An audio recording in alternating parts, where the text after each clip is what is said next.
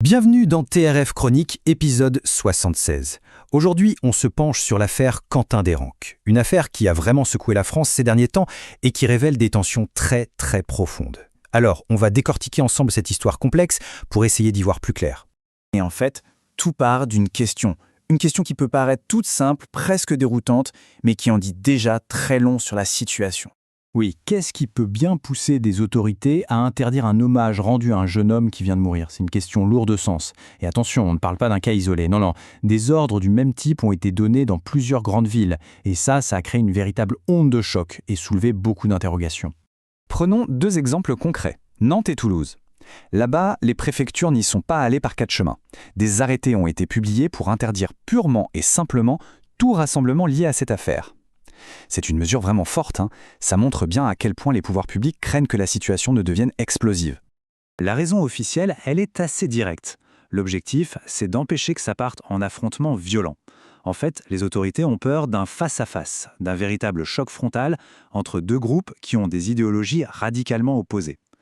L'outil légal utilisé pour justifier tout ça, c'est donc l'arrêté préfectoral, une décision administrative qui a un but principal, préserver l'ordre public avant tout. Et ces interdictions, attention, ce n'est pas juste pour la forme, elles visent tout ce qui pourrait être utilisé comme une arme. Des articles pyrotechniques au simple transport de carburant en bidon. Franchement, ça en dit long sur le niveau de risque que les forces de l'ordre perçoivent. Mais bon, pour vraiment comprendre comment on en est arrivé là, il faut faire un retour en arrière sur l'événement qui a tout déclenché. Et pour ça, tout nous ramène à Lyon. C'est là que se trouve l'épicentre de toute cette histoire, avec la mort tragique d'un étudiant de 23 ans. Il s'agit de Quentin Desranques, un militant nationaliste.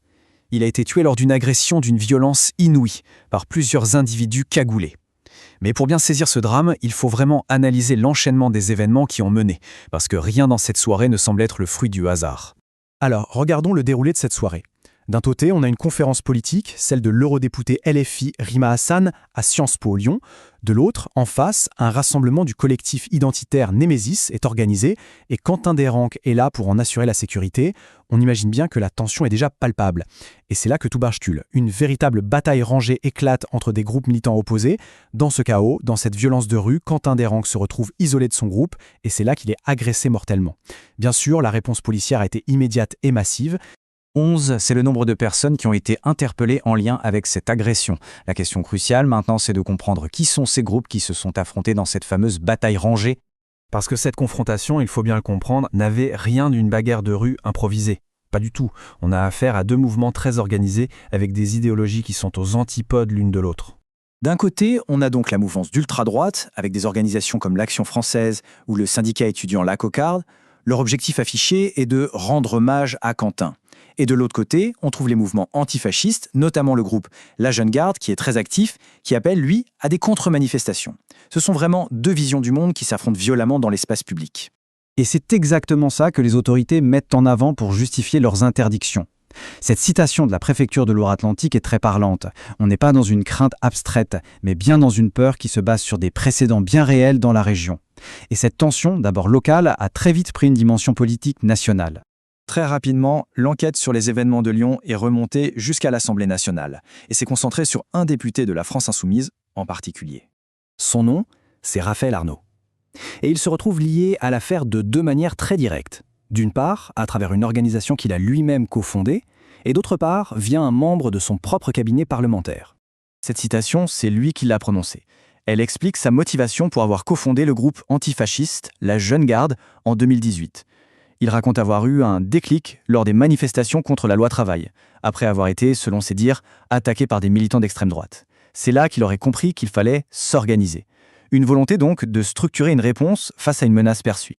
Son profil est, disons, assez complexe. Il est élu député La France Insoumise dans le Vaucluse, il est cofondateur de La Jeune Garde, on vient de le voir, mais son parcours inclut aussi une condamnation passée pour violence volontaire en réunion. Il est également classé fiche S, ce qui signifie qu'il est suivi par les services de renseignement pour une menace potentielle à la sûreté de l'État.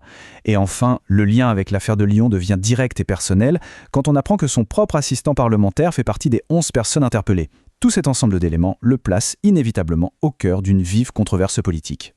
Et là, on se rend bien compte que cette histoire n'est plus seulement celle de Lyon, de Nantes ou de Toulouse. L'onde de choc s'est propagée à travers tout le pays.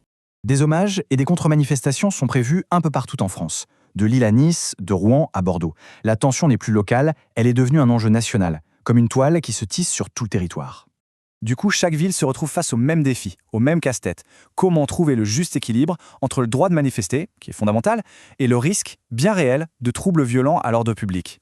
Ça force les autorités locales partout en France à prendre des décisions très difficiles. Et ça transforme une tragédie locale en un véritable test national pour le maintien de l'ordre. Tout cela nous amène à une question fondamentale. Est-ce que la mort de Quentin Desranques est un incident tragique, mais isolé, le résultat d'une soirée qui a mal tourné, ou bien est-ce que c'est le symptôme de quelque chose de bien plus profond, d'une fracture politique plus violente qui traverse la société française aujourd'hui? La question, pour l'instant, reste ouverte.